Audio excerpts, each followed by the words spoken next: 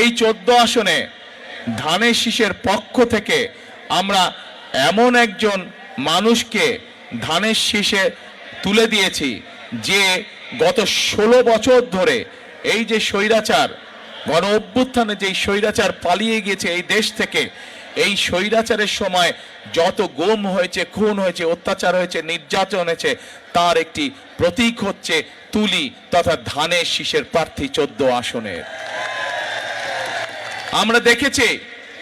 আমরা দেখেছি গত 16 বছর ধানের শীষের 14 আসনের প্রার্থী তুলি কিভাবে সারা বিশ্বকে জানিয়েছে, সারা বিশ্বের সামনে তুলে ধরেছে যে কিভাবে এই দেশে স্বৈরাচার গুমের রাজনীতি করেছিল, হত্যার রাজনীতি করেছিল, খুনের রাজনীতি করেছিল, মানুষকে অত্যাচার নির্যাতনের রাজনীতি করেছিল।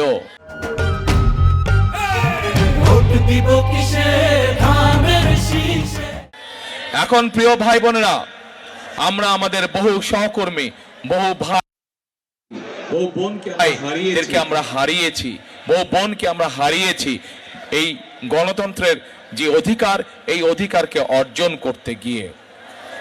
আজকে এখানে জুলাই শহীদদের পরিবাররা উপস্থিত আছে, আজকে এখানে তুলি যে উপস্থিত আছে প্রার্থী হিসাবে, তার নিজের পরিবারের থেকে সদস্য গুম হয়েছে।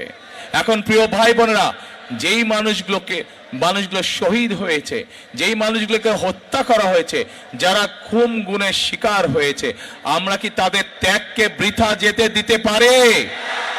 তাদের ত্যাগকে, এই যে ভাই পিছনে যারা আছেন, তাদের ত্যাগকে, এই মানুষগুলোর ত্যাগকে বৃথা যেতে দিতে পারি না আমরা বৃথা যেতে দিতে। যদি বৃথা না যেতে দিতে হয়, তাহলে কি কাজ করতে হবে? এক নম্বর কাজ হচ্ছে যে এই যে ভোটের অধিকার যে প্রতিষ্ঠিত হয়েছে, আমাদের এই ভোটের অধিকারকে, জনগণের এই ভোটের অধিকারকে আমাদের সত্যিকারভাবে শক্তিশালীভাবে প্রতিষ্ঠিত করতে হবে, এবং এই প্রতিষ্ঠিত করার মাধ্যমেই আমরা দেশকে সামনের দিকে নিয়ে যেতে পারবো।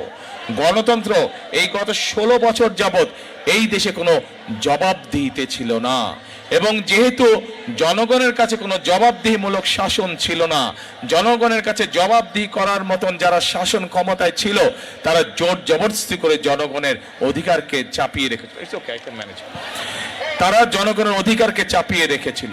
প্রিয় ভাই বোনেরা, আজকে এই 12 তারিখের নির্বাচন শুধু যে আমরা গণতন্ত্রের ভিত্তিকে মজবুত করব তা নয়, গণতন্ত্র ভিত্তিকে মজবুত করার পাশাপাশি 12 তারিখের নির্বাচন হচ্ছে আমাদের আগামী দিনের দেশ গঠনের, ভাগ্যের পরিবর্তনের নির্বাচন। কাজেই আমাদেরকে প্রিয় ভাই বোনেরা এখন সামনের দিনে দেশ গঠন করতে হবে।